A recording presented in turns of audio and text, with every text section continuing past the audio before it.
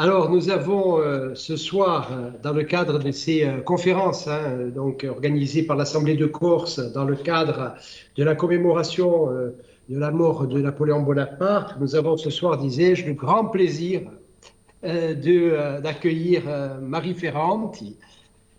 Donc, nous avons eu un certain nombre de conférences ces dernières semaines, toujours le mardi soir, avec des spécialistes de la matière napoléonienne, souvent des historiens.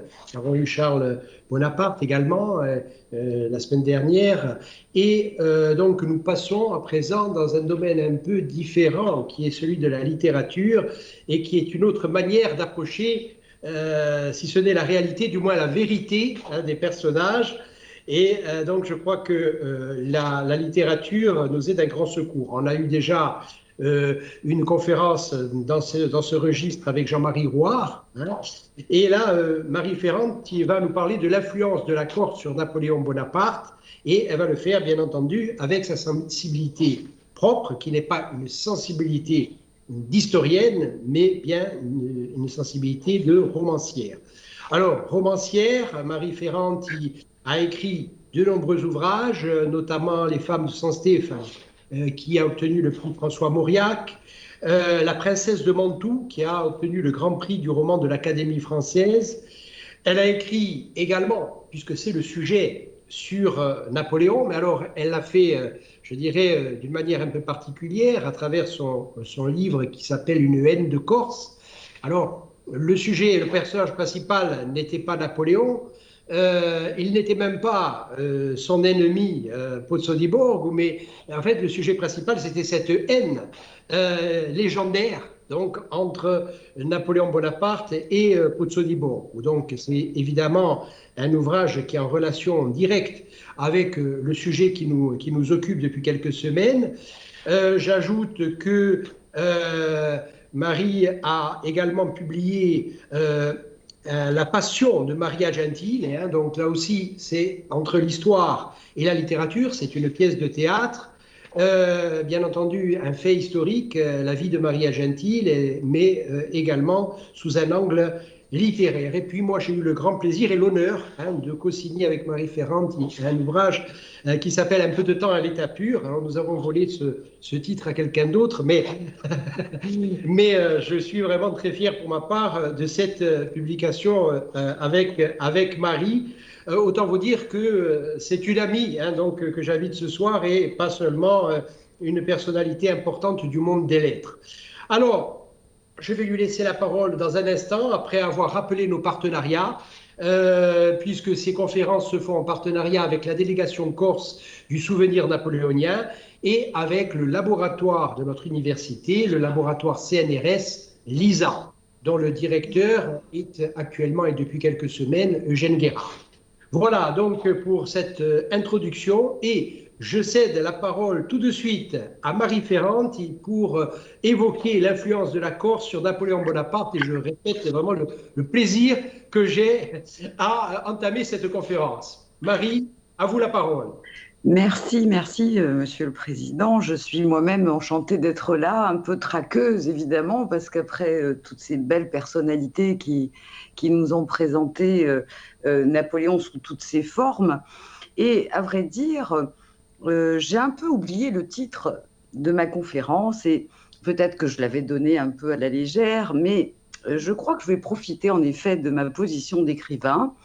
Comme vous l'avez dit à l'instant, les écrivains ne sont pas des historiens, on ne leur demande pas de gages de sérieux et on leur pardonne aisément leur fantaisie et même quelquefois leur caprice. Bon, ne croyez pas que c'en est un, néanmoins.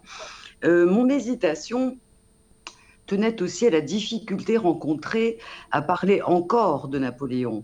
En effet, comme La Bruyère dans son introduction des caractères, nous pourrions nous exclamer à notre tour « Tout est dit et nous arrivons trop tard, depuis 7000 ans qu'il y a des hommes et qui pensent ». Il faut donc un certain courage ou une certaine naïveté, l'un n'excluant pas l'autre, pour ajouter encore des écrits et des commentaires à tout ce qui s'est dit sur Napoléon. Cela tient à ce que le sujet paraît inépuisable. On dit d'ailleurs qu'il paraît un livre par jour depuis sa mort. Cependant, comme les écrivains ne se sont jamais laissés rebuter par la répétition, voire le ressassement, nous ne sommes pas prêts de voir s'éteindre cette source d'inspiration. Alors, il m'a semblé intéressant d'aborder le sujet de manière oblique, particulière, dans un détail. Quelle est la trace de son lieu d'origine? Quel rôle cela a-t-il pu jouer? Quelle image cela a-t-il construit dans la perception de l'homme et de l'empereur chez les écrivains ou les personnages les plus importants de son temps?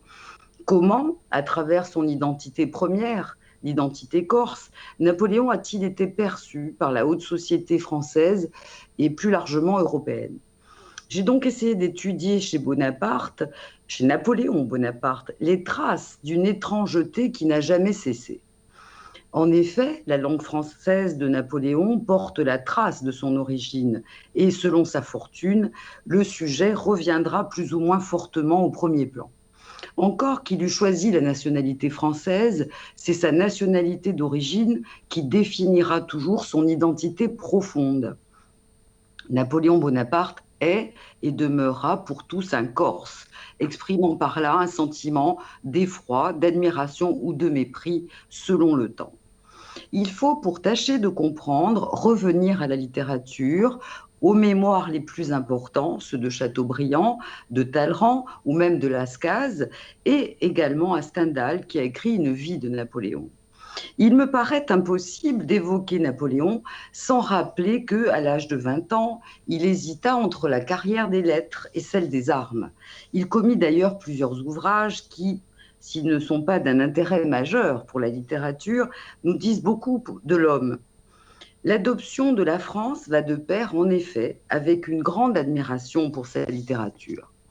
Napoléon Bonaparte était fou de lecture. Il confie à Lascaz: à l'adolescence, j'étais devenue sombre, morose. La lecture devint une sorte de passion poussée jusqu'à la rage. À Sainte-Hélène, il lisait Corneille. S'il vivait, je le ferais prince, disait-il.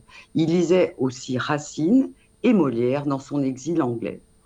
Tout comme Paul, il connaissait les philosophes des Lumières, Montesquieu, Rousseau, qui étaient si attachés à l'expérience politique menée par Paoli en Corse, mais aussi les grands écrivains de l'Antiquité. L'inspiration romaine de Napoléon a été démontrée ici même. La littérature était la porte d'accès à la politique. Et si l'influence de Paoli s'exerce si profondément sur le jeune Napoléon, il faut y voir, je crois, une concordance de vues sous cet angle-là. En Pascal Paoli, la Corse lui donne un modèle, lui apprend la politique, la guerre et les manières de les faire. Elle lui apprend aussi l'échec en politique et la défaite dans la guerre. Il ne faut pas s'étonner qu'il ait affirmé bien plus tard: la politique, c'est la fatalité moderne. On peut entendre la tragédie moderne, soit le seul enjeu à sa hauteur, mais il faut ajouter à la politique et à la guerre la mélancolie. Cette influence capitale de la Corse n'avait pas échappé à Chateaubriand, qui évoque longuement l'enfance et l'apprentissage du jeune Napoléon en Corse. Un Bonaparte inconnu précède l'immense Napoléon, écrira-t-il dans les Mémoires d'Outre-Tombe. Par parenthèse, il faut rappeler que Chateaubriand se révéla l'un des plus farouches adversaires de Napoléon. Avoir pour ennemi l'écrivain le plus génial de son temps, ce n'est pas un détail. Tout avait pourtant bien commencé entre eux et il reste des débris de cette admiration éperdue dans les Mémoires d'Outre-Tombe. Mais après l'avoir encensé et lui avoir même dédicacé la seconde édition du Génie du christianisme en 1802, suite au concordat de l'année précédente, Chateaubriand ne pardonnera jamais à Napoléon d'avoir fait exécuter sommairement le duc d'Enghien dans les fossés de Vincennes. Chose que Napoléon niera absolument. Mais la rupture avec Chateaubriand était consommée et rien ne pourra jamais la réparer, au grand regret de Napoléon qui disait: « J'ai pour moi la petite littérature et contre moi la grande ». Dans sa tardive mais totale adhésion à la nationalité française, que reste-t-il de la Corse chez celui qui deviendra d'abord Bonaparte, puis Napoléon, et comment cela fut-il perçu? La transformation passe par la modification de son nom, qui marque le changement d'identité, même si, selon les chroniqueurs du temps, l'essentiel de cette identité d'origine demeure dans les traces de sa langue et dans ses manières. Lors de la première campagne d'Italie, après la bataille de Lodi, Napoléon a francisé son nom. Il a ôté la voyelle qui en trahissait l'origine étrangère. Bonaparte est devenu Bonaparte. Il est vrai que Lodi a révélé à Napoléon la possibilité d'un destin hors du commun. C'est au soir de Lodi, dit-il, que je me suis cru un être supérieur. Je voyais le monde fuir sous moi, comme si j'étais emporté dans les airs. Le Deus ex machina de son destin passe donc par l'adoption de la nationalité française, incarnée dans la langue par l'abolition d'une voyelle de son nom. Ce soir-là, Napoléon a tranché dans le vif, c'est-à-dire dans la forme même de son identité. Il faut cependant rapidement rappeler la passion de Napoléon Bonaparte pour la Corse, passion attisée par le manque, comme toute passion véritable. En effet, quand le jeune Bonaparte se retrouve à Brienne, au Collège Royal, il a 9 ans et ne parle pas français. On peut d'ailleurs s'interroger sur le français parlé par ses camarades. Les accents étaient nombreux, mais celui de Napoléon était unique. Comme dans toute situation de ce genre, Napoléon Bonaparte fut stigmatisé et discriminé à cause de son accent qui disait aussi, et peut-être surtout, la pauvreté de sa condition. Il était issu d'une petite noblesse venant d'une province nouvellement annexée à la France et qui lui avait déclaré la guerre. Il ne pouvait assurément se revendiquer comme étant un sujet du roi comme les autres et n'était pas perçu comme tel. En 1815, sur le Bellérophon qui le mène à Sainte-Hélène, il confie à Lascaz qu'à Brienne, il avait un statut d'étranger qu'il fallait dissimuler comme un bâtard. Il souffrit donc de ce que, de nos jours, on appellerait le racisme de ses camarades. Je me tenais à l'écart, dit-il à Lascaz. Son caractère sera assombri et changé par cette première expérience de l'exil. Brienne lui fera appréhender l'exil de Sainte-Hélène comme étant moins cruel, c'est dire sa violence et les fortes impressions qu'il laissa dans son esprit. Il en était ressorti un amour pour son pays d'origine, cultivé par les livres et en particulier ceux de Rousseau. Il n'est peut-être pas inutile de citer encore le fameux passage dans lequel Rousseau affirme « J'ai le pressentiment qu'un jour, cette petite île étonnera l'Europe ». Or, l'Europe, en cette fin du XVIIIe siècle, c'était le monde. Pour exister, la Corse suffisait donc largement à Napoléon Bonaparte. Rappelons aussi que, après la défaite, le modèle communautaire corse, qui garantissait des conditions de vie acceptables pour tous, est ruiné par le modèle français, qui crée une noblesse, des frontières dans les villages et leurs alentours, favorise une centaine de familles au détriment de la grande majorité. Après 40 ans de lutte et de sacrifice pour se défaire de Gênes, la pilule est amère. Voilà ce qu'écrivait quelques années plus tard le jeune Bonaparte au vieux général Paul. « Je naquis quand la patrie périssait. 30 000 Français vomis sur nos côtes, noyant le trône de la liberté dans un flot de sang. Tel fut le spectacle odieux qui vint le premier frapper nos regards. Les cris du mourant, les gémissements de l'opprimé, les larmes du désespoir environnèrent mon berceau dès ma naissance. » Il en découla chez Napoléon Bonaparte une véritable haine des Français. Du reste, si on ne peut nier que le jeune Bonaparte a eu très tôt le sens du drame, on ne peut comprendre l'admiration qu'il porte au vieux général si on ignore que ce dernier était apparu comme un précurseur à tous les esprits éclairés de cette époque du XVIIIe siècle. Pascal Paille était devenu le symbole de la lutte contre l'oppression injuste de Gênes. On vantait partout sa tentative d'établir un système de gouvernement inspiré des philosophes des Lumières, en particulier, on l'a dit, de Montesquieu et de Rousseau. Ainsi, sans qu'ils reconnussent jamais la Corse comme un État indépendant, Frédéric II et Catherine de Russie ne cachaient pas leur admiration pour le général corse. Pourtant, in fine, l'expérience politique corse ne fut pour Napoléon Bonaparte et sa famille qu'une succession d'échecs, de rivalités et de haines qui aboutirent à la destruction des biens des Bonaparte et à leur fuite précipitée de l'île. expérience en négatif de l'épopée napoléonienne qui s'achèvera par cette phrase de Napoléon: Questo paese non è per noi. Bon, il le disait en italien, ce pays n'est pas pour nous. Il en trouvera rapidement un à sa mesure. On notera cependant que Napoléon n'a jamais eu honte de ses origines pauvres. Il le dit à Lascaz: dans notre famille, l'argent était fort rare. Mais ses origines seront relevées et méprisées par un Talleyrand qui dira que la cour de Napoléon était plongée dans un luxe érudit, comprenez un luxe de parvenu. Cela portera tort à Napoléon excessivement, et cette discrimination première, observée à Brienne, ne cessera jamais véritablement, comme je vais essayer de le démontrer. Donc, la langue. Je veux dire la trace du corse dans le français de Napoléon Bonaparte. Napoléon garda de sa première langue un fort accent en français, qu'il écrivait avec de nombreuses fautes d'orthographe, mais Louis XIV aussi, ce qui ne lui fut jamais reproché. Cependant, nous devons à Napoléon des pages admirables qu'il a le plus souvent dictées. Il parlait le français d'oreille, la musique de la langue ne lui avait pas échappé. Et s'il portait la trace de la langue corse dans sa langue française, il en porte aussi la musique. Il roulait les airs. Il est attesté qu'il ne prononcera jamais correctement le nom de Talleyrand. On disait Talleyrand, mais on dit Talleyrand en français. Caulaincourt rapporte qu'il usait parfois d'étranges expressions. Ainsi, il avait révélé que Napoléon, s'adressant à sa mère, lui avait dit « Je ne suis pas le fils de la poule blanche », expression équivalente au français « Je ne sors pas de la cuisse de Jupiter ». On comprend très bien que la première expression utilisée par Napoléon est une traduction littérale du corse « Usomi cauvio ludialina eanca ». Dans son histoire de l'ambassade dans le Grand-Duché de Varsovie en 1812, l'abbé de Pradt, s'il évoque l'esprit supérieur de Napoléon, note aussi les particularités de sa langue.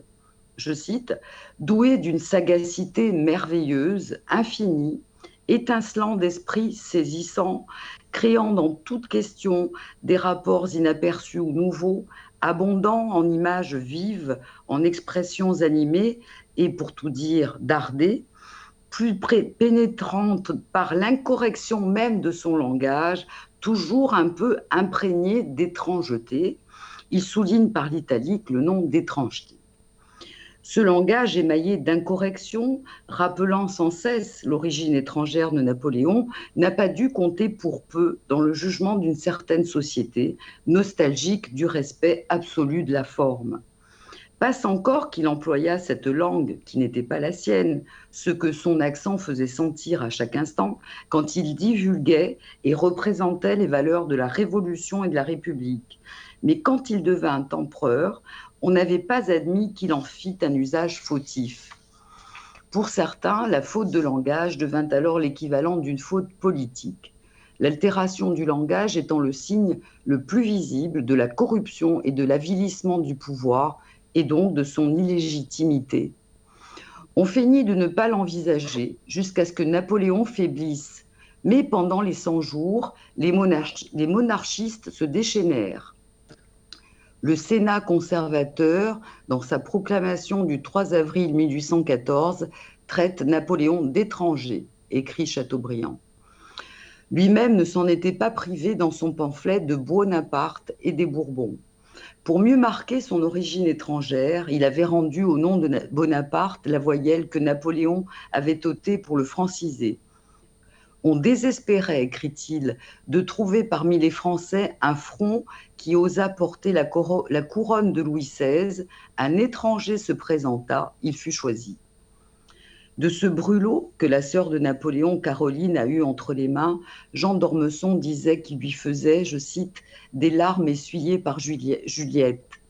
Il faut entendre Juliette Récamier, qui était une amie de la reine de Naples et la maîtresse de Chateaubriand. C'est elle qui le lui rapporta et lui en fit le reproche. Napoléon ne s'est jamais fait d'illusions. Depuis le début, il n'était pas dupe qu'il était toléré, faute de mieux. Marc Fumaroli le souligne, non sans ironie. Je cite, « L'empereur des Français n'était lui-même français. entre parenthèses, concession généreuse, que depuis les Lumières, hostile au christianisme. 2 siècles plus tard, il est fascinant de retrouver dans ce mépris souriant ce que dut être l'esprit d'une certaine aristocratie à l'égard de Bonaparte. Pourtant, au contraire de Fumaroli, Chateaubriand n'avait pas les préjugés de l'aristocratie, de l'émigration, ou plutôt ne les avait plus. À la Restauration, il a même la nostalgie du temps de la monarchie de Louis XIV et de celui de l'Empire. On ne s'étonnera guère de ce nouveau paradoxe lié à la nature même de l'écrivain. Il écrit en effet « Retomber de Bonaparte et de l'Empire à ce qui les a suivis, c'est tomber de la réalité dans le néant, du sommet d'une montagne dans un gouffre. » Ces thèmes aussi feront les délices d'Hugo, mais c'est une autre histoire.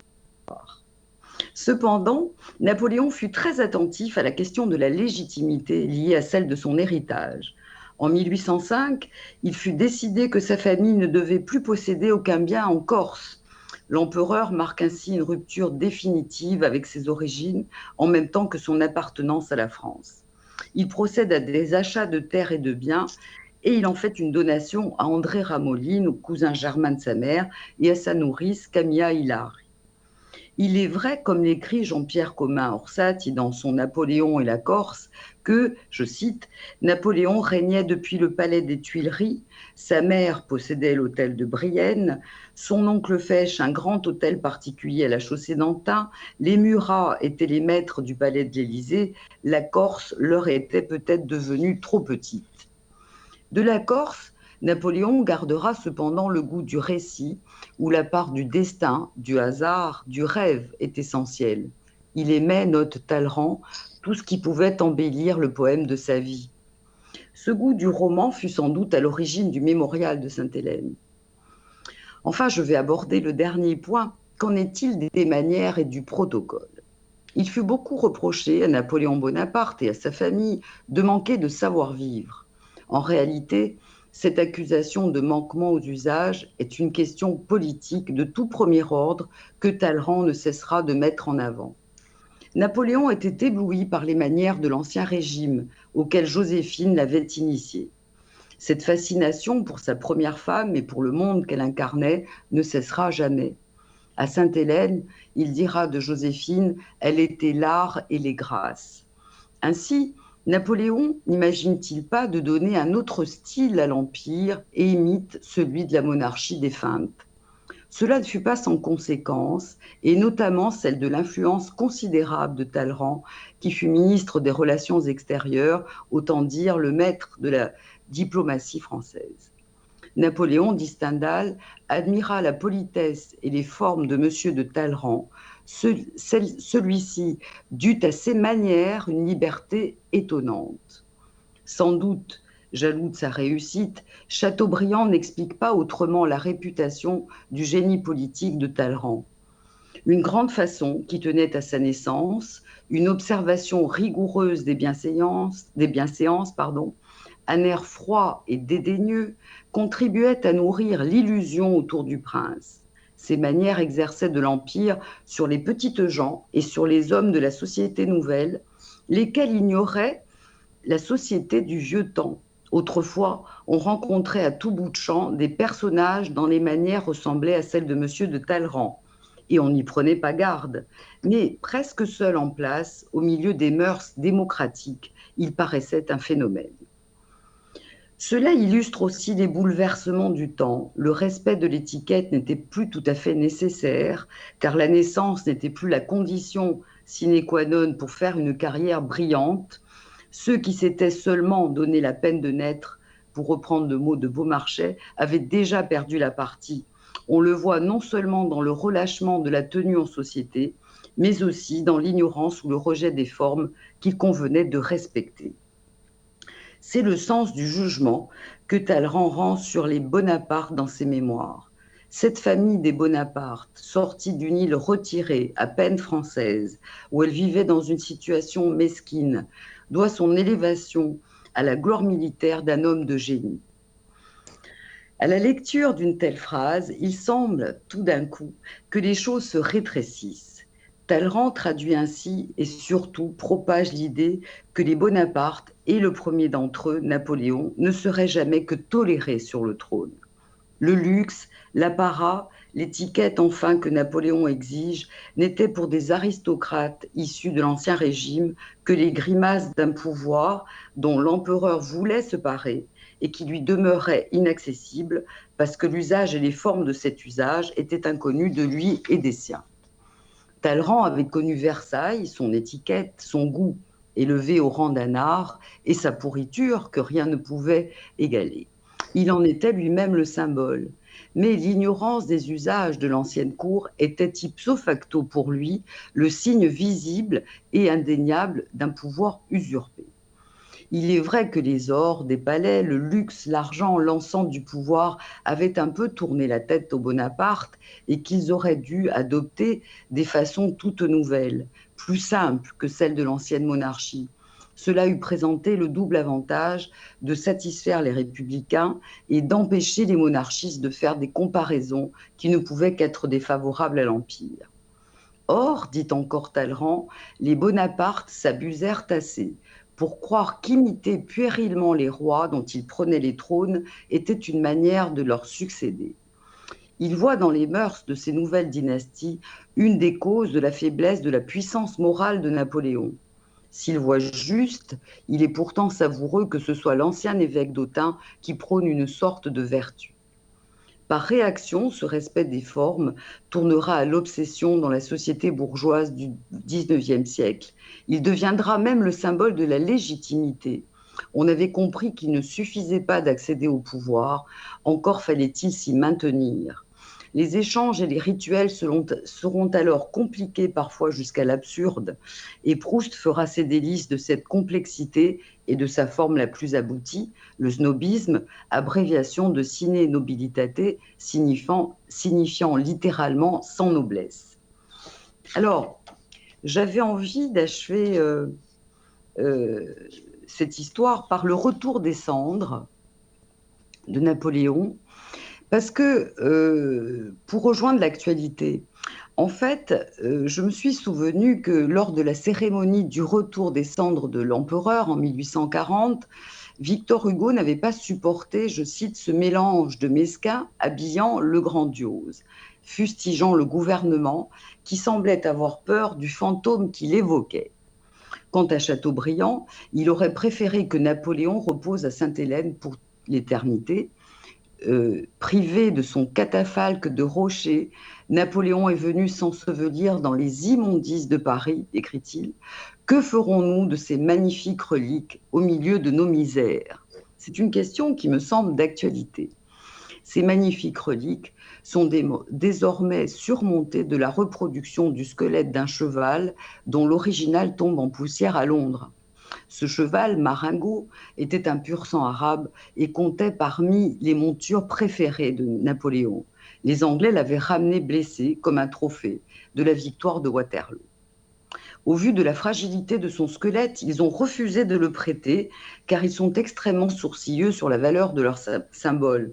Ils ont accepté cependant qu'on en fasse une copie. Leur collaboration s'est arrêtée là. Ils ont dû penser qu'il était pour le moins curieux que, pour honorer la mémoire de Napoléon, les Français choisissent un symbole qui rappela sa défaite la plus cuisante et qu'on voulut de surcroît le leur emprunter. Mais, suivant en cela leur tradition, ils se sont abstenus de commenter cette imbécilité. Bref, on a cru bon de reconstituer le squelette du pauvre cheval dans le but, je cite, de réhumaniser Napoléon. Ariane James Sarrazin, la conservatrice générale du musée de l'armée, a tenu à justifier ce choix et à défendre la liberté de l'artiste, comme si celle-ci était menacée par quoi que ce soit d'ailleurs. Je cite, « L'œuvre savante de Pascal Convert, dit-elle, respectueuse des lieux et en parfait dialogue avec eux, est au service de la transmission de l'histoire et de la mémoire. » Nous voilà rassurés. Du reste, nous savions que nous n'avions pas un Michel-Ange pour répondre à une commande comme celle du tombeau des Médicis. Nous savions que nous n'avions pas de Médicis au pouvoir. Il ne pouvait donc pas y avoir de grande surprise. Mais la question n'est pas là. La nature d'œuvre d'art de Pascal Convert est incontestable. Depuis Duchamp, nous le savons également, il est donc inutile de le contester. De fait, tout cela est une question politique. Plutôt qu'une audace avide de modernité, il me semble voir dans ce choix du musée de l'armée une habile manière de dissimuler la gêne de l'État à célébrer Napoléon et dans la commande du musée de l'armée, la soumission de l'institution. Au fond, l'artiste ne s'y est pas trompé en baptisant son œuvre Marengo Memory. Ce titre nous renseigne sur cette gêne et traduit cette ambiguïté. Marengo Memory fait écho au Memento Mori, naturellement. Mais de quoi faut-il se souvenir? Du cheval, de la bataille de Marengo qui masque la défaite de Waterloo. Et que faut-il oublier en célébrant le souvenir du cheval nommé Marengo? Tout cela ne serait rien si l'on avait installé l'œuvre au-dessus du tombeau. C'est par là que l'on touche au symbolique qui dépasse l'œuvre elle-même. En effet, pour moi, l'installation du squelette du cheval au-dessus du tombeau ou de l'œuvre le représentant, comme l'on voudra, car il est bien difficile de faire le distinguo à l'œil nu, relève simplement de l'irrespect des restes d'un mort, des magnifiques reliques évoquées par Chateaubriand. C'est la dernière insulte liée au caractère d'étranger définitif de Napoléon Bonaparte. La nationalité française que Marc Fumaroli voyait comme une concession généreuse n'était pas aussi généreuse que l'historien le prétendait. Et la civilisation française des Lumières est bien finie, mais cela n'est pas une découverte, nous le savions aussi depuis longtemps. Je vous remercie. Merci, chère Marie, avec une fin tonique. Voilà. Écoutez, c'était un véritable plaisir. Alors, nous allons donc donner la parole aux internautes et il y a donc quelques questions qui vous sont posées. C'est l'habitude maintenant depuis quelques semaines.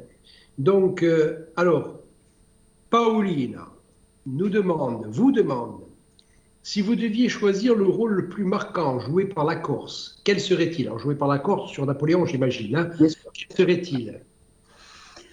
Moi, je crois que c'est un rôle d'abord de langue, parce que la langue forme la pensée et les traces dont j'ai parlé tout à l'heure de cette langue dans le français, c'est pas seulement des traces d'un accent, contrairement à ce on a voulu le réduire à cette forme parce que elle était aussi la conséquence d'un mépris et d'une forme de racisme qui n'a d'ailleurs jamais cessé à mon sens. La langue, la trace de la langue corse, c'est aussi la trace d'une façon d'être.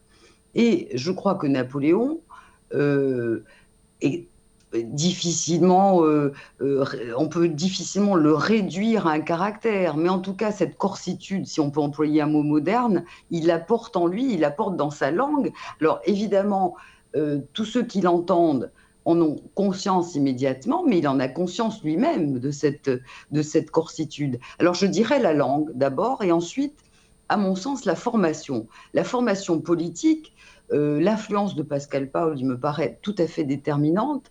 L'influence de la littérature dont Napoléon s'est nourri grâce à lui aussi, puisque on sait très bien les liens que Pascal Paul entretenait avec toute l'Europe des Lumières. Tout cela a façonné son esprit. Je dirais peut-être en troisième point la famille, le sens de la famille. Alors, il était conscient des défauts des siens, mais en étant très corse à travers cela, il se disait que au moins ils étaient de son sang. Voilà. Et donc, il était très bienveillant avec toutes les. Sauf avec Lucien, peut-être, parce qu'il lui faisait un peu d'ombre, même pas mal d'ombre.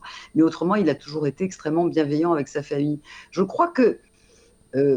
Il y a un caractère de reconnaissance de la corsitude de Napoléon et par les autres aussi qui comptent et qui n'a dû faire que renforcer ce caractère-là. Quand il dit que l'exil à Sainte-Hélène lui parut moins cruel que celui de Brienne, il est évident que cela fait remonter aussi en lui tous les souvenirs de la Corse. Alors, il n'a pas été en revanche, ça c'est le sentiment de son identité. Mais eu égard de la Corse, il a été extrêmement violent. Il a été extrêmement répressif, on le sait, et pour cause. Donc, il ne s'est pas senti corse jusqu'au point de considérer la Corse comme une Corse. Enfin, il a été extrêmement répressif. Et donc, de ce point de vue-là, il est encore une fois très ambigu et très double, il me semble. Merci, merci Marie. C'est vrai que sur la question de la langue, je partage tout à fait votre avis. Et d'ailleurs, cela avait été vu par, même si ce n'est pas un de mes auteurs favoris, par Max Gallou dans son espèce de roman, hein, donc voilà, historique. À un moment donné, il dit que Napoléon avait oublié la langue corse, hein, donc, et il pose la question, enfin, sous forme de monologue intérieur. Hein, c'est Napoléon qui est censé penser qu'était-il en train de devenir un Français en fait, en oubliant sa langue, il changeait de nationalité.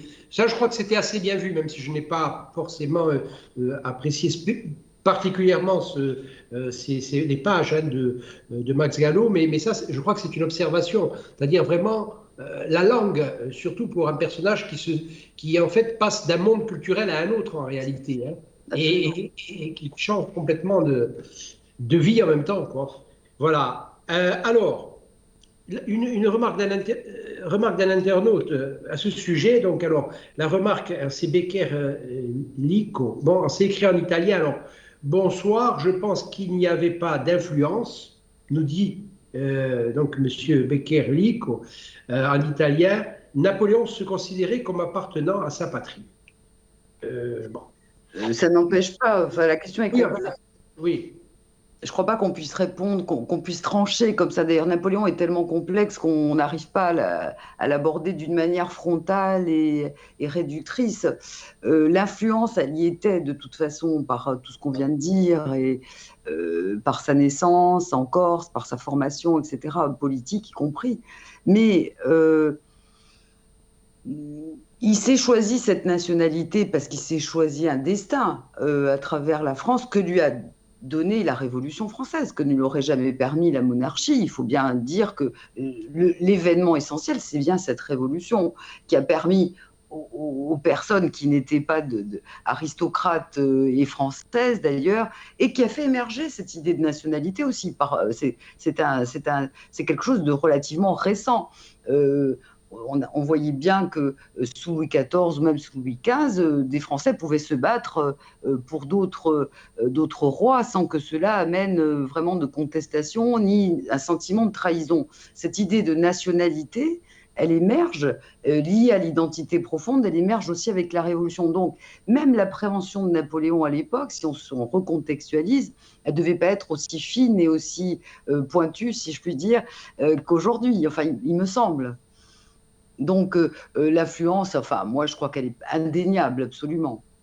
Oui, je pense que l'internaute voulait dire en fait que c'était plus qu'une influence, comme il se sentait appartenant à sa patrie, mais en même temps c'est quand même ambigu parce qu'il a quand même deux vies différentes. Hein. Moi, je crois qu'il est aussi sincère, à mon avis, mais encore une fois, on n'est pas dans sa tête, hein, mais je crois qu'il est aussi sincère dans ses œuvres de jeunesse auxquelles vous faisiez allusion, les tentatives d'œuvres littéraires, hein, notamment les Nouvelles Corses, etc.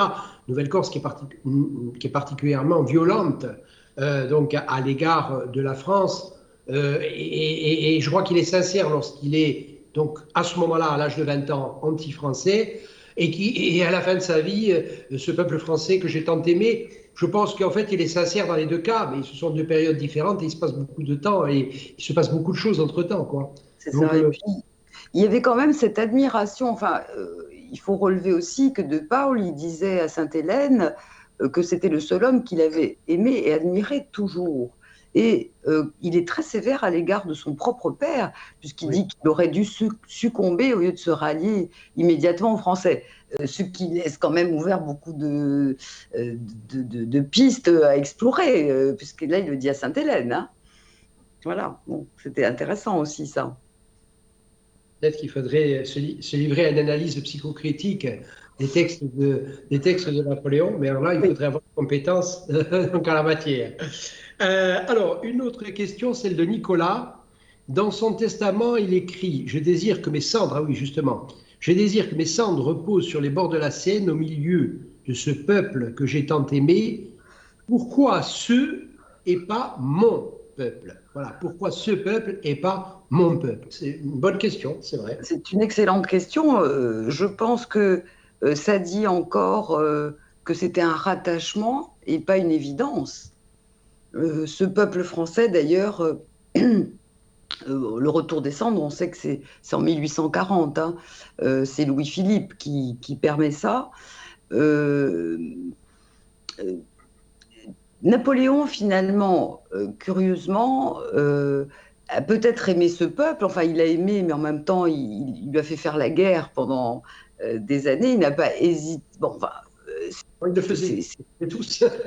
comme le faisaient tous. Mais comme disait Walter Benjamin, tout témoignage de culture est un témoignage de barbarie. Donc, c'est vrai pour tous les grands dirigeants.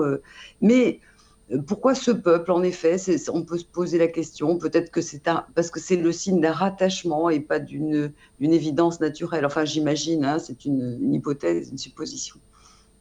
Il semble y avoir quand même, ça semble marquer une distance à un moment donné.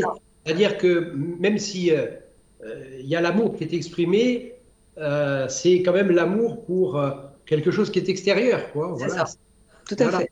C'est Ouais. ça. Il semble bien, en tout cas, hein, sans solliciter trop le texte et les mots, quoi. Euh, alors, Antoine, alors quelques mots sur cette haine de Corse entre Napoléon Bonaparte et Pozzo di Borgo, à laquelle vous avez consacré un roman. C'était assez fascinant parce que c'était des destins parallèles, au fond. L'ascension de l'un signifiait la chute de l'autre et inversement. Et peut-être qu'il faudrait donner le dernier mot de cette haine à Talleyrand, une fois de plus, qui dans ses mémoires, parce que c'est Pozzo di Borgo qui fait en sorte que ce soit Louis XVIII qui revienne à Paris, parce que les Russes et les Anglais et les Autrichiens non plus n'étaient pas favorables au retour de Louis XVIII après la défaite de Waterloo. Et c'est Pozzo di Borgo qui, avec sa sagacité et qui est resté fidèle aux Bourbons, qui favorise le retour plus rapide de Louis XVIII, qui donc reprend son trône. Et Talleyrand dit à ce moment-là, décidément, nous serons toujours entre les mains des Corses. Et c'est vrai que on voit bien dans cette bascule entre la chute de Napoléon et l'accession, le retour plutôt de Louis XVIII et donc de la monarchie, on voit très bien que le destin de la France, malgré tout, était lié complètement à la chute de Napoléon, qui était corse, donc toujours considéré comme tel. On le voit dans ce mot-là aussi, et à Pozzo di Borgo. Moi, j'ai trouvé très fascinant la hauteur de vue des deux personnages aussi, l'un à l'égard de l'autre. J'ai trouvé très fascinant le parcours de Pozzo di Borgo, qui devient apatride et qui finit quand même ambassadeur de Russie à Londres, et qui a vécu, et qui en même temps ne peut s'empêcher d'avoir une immense admiration pour Napoléon. C'est-à-dire que la contestation qu'on voit aujourd'hui de la grandeur de Napoléon, au XIXe siècle, par les gens qui l'ont combattu au premier chef, que ce soit Chateaubriand ou que ce soit Pozzo di Borgo, qui a quand même joué un rôle phénoménal dans cette histoire, il ne lui dénie pas une admiration quand même de son génie et de sa grandeur. Ça, c'était aussi intéressant par rapport au regard qu'on peut porter aujourd'hui, beaucoup plus critique et souvent à juste titre d'ailleurs sur Napoléon. Et c'est vrai que il y a aussi, c'est vrai, de manière permanente, hein, une notion aussi que vous avez développée de racisme aussi, Ah oui. et y compris d'ailleurs, s'agissant de Pozzo di Borgo, hein, lorsque Chateaubriand, dans un de ses écrits anti-napoléoniens, parce qu'il y a les deux, hein, Oui. il dit le fils d'un huissier d'Ajaccio, en fait. Bon, C'est le ça. fils d'un huissier, l'huissier étant Charles Bonaparte. Mais Mhm. il paraît que Pozzo di Borgo lui-même a pris très mal cette attaque parce que lui était l'avocat de la famille et de Charles Bonaparte. Donc lui, c'était l'huissier de l'huissier Oui, d'Ajaccio. c'est ça. Donc il était... Et- Voilà. mais Talleyrand a toujours vu les bénéfices qu'ils pouvaient tirer de cette accusation, de ce racisme répété, etc. Parce que c'était la porte ouverte à l'illégitimité, en fait, c'est ça, en fait, à l'usurpation du pouvoir. Et ça repose entièrement sur un racisme très clair sur l'origine. Et aussi bien, il avait une relation exécrable aussi avec Pozzo-di-Borgo. Et il a d'ailleurs tout fait pour l'évincer du Congrès de Vienne, où Pozzo-di-Borgo défendait plutôt les intérêts des Français quand même un peu, et des Bourbons.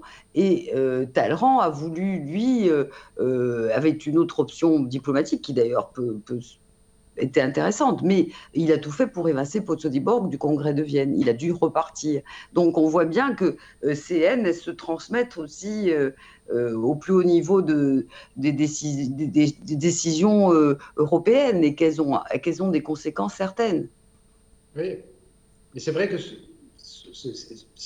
s'agissant de Chateaubriand, quand on lit ce qu'il écrit d'un côté et ce qu'il écrit de l'autre, et cette attaque raciste, en fait, clairement, mais bon, il est vraiment partagé voilà. Mais on sent que, en fait, voilà, ce racisme était, je dirais, équilibré par d'autres considérations aussi, hein, la reconnaissance du génie, tout ça.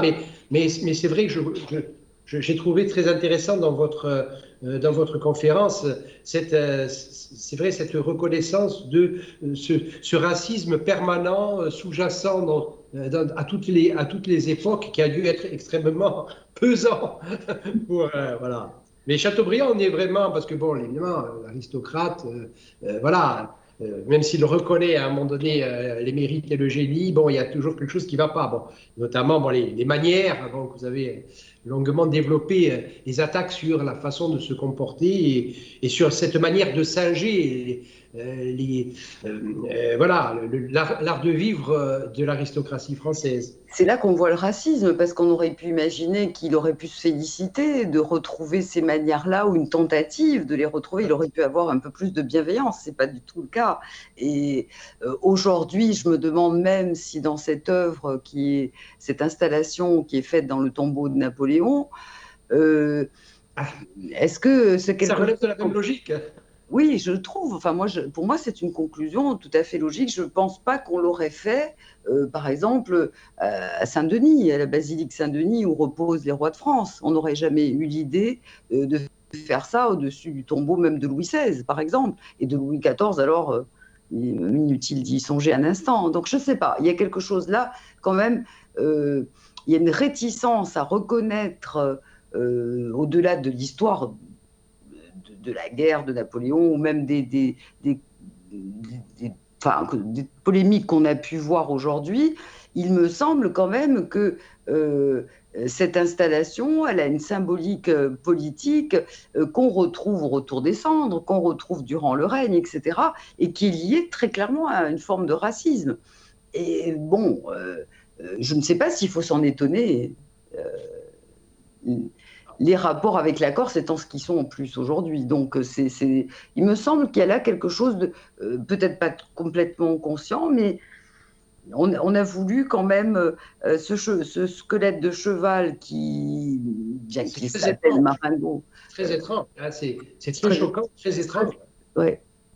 Et qu'on soit allé demander ça aux Anglais, qui quand même l'ont rapporté comme un trophée symboliquement, c'est un trophée de leur victoire, et donc de la chute de Napoléon, pour honorer ces reliques. Bon, j'ai trouvé ça extrêmement insultant, en fait, pour tout dire.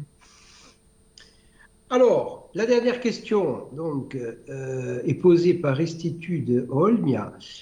Pourquoi Paoli n'a pas soutenu Napoléon, l'empêchant de fuir la Corse? Ah, c'est une question historique et bon, il y aurait beaucoup à dire sur cet épisode, quoi, évidemment, de la fuite. Oui, enfin, ils étaient extrêmement... ils étaient plus du tout d'accord politiquement, tout simplement. Hein. Bon, on va pas revenir sur tous les détails parce qu'ils sont nombreux, mais ils n'étaient pas du même parti, ils étaient en lutte les uns contre les autres. Paoli aussi avait pour lui de redouter la terreur, il me semble, ce qui pour moi est un point très important. Il était plutôt girondin que jacobin. Il faut rappeler aussi que le frère de Napoléon, Lucien, était un intime du frère de Robespierre et avait écrit avait dénoncé Paul, lié aussi par des lettres fameuses devant l'Assemblée, etc., et que Paul avait été inquiété, voire on lui avait demandé même de se présenter devant l'Assemblée, etc. Donc la rupture était consommée, hein, très clairement. Si c'était présenté, d'ailleurs, il aurait perdu quelques centimètres. D'ailleurs, Oui, très certain. il a eu, bien sûr, mais il a très bien compris ça et il a eu l'intelligence de ne pas y aller naturellement. C'était une prudence tout à fait élémentaire. Oui. Il a dit, je suis malade, autrement je suis venu malade, autrement je serais venu, mais bon, voilà. Très, très. Bien, alors écoutez, nous avons épuisé la liste des questions qui nous étaient adressées par les internautes. Il me reste à vous remercier chaleureusement, chère Marie.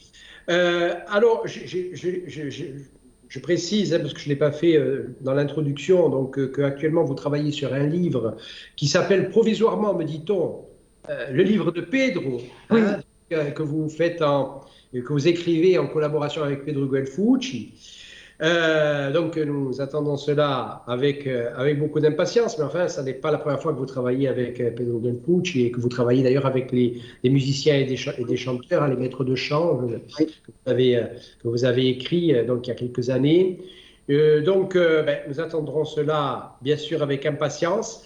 Alors, merci. Alors, je précise pour les internautes que la semaine prochaine, nous recevrons Arnaud Benedetti, donc, qui est le responsable de la revue politique et parlementaire, et c'est une conférence de restitution du numéro spécial de la revue politique et parlementaire consacré au bicentenaire de la mort de Napoléon Bonaparte.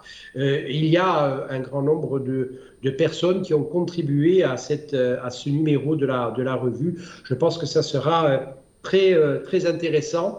Donc voilà, merci Marie, Merci, Monsieur merci. le Président. Voilà, merci aux internautes qui nous ont fait l'amitié encore cette semaine de nous suivre. Et puis à la semaine prochaine. À très bientôt. À très Merci. bientôt. Au revoir.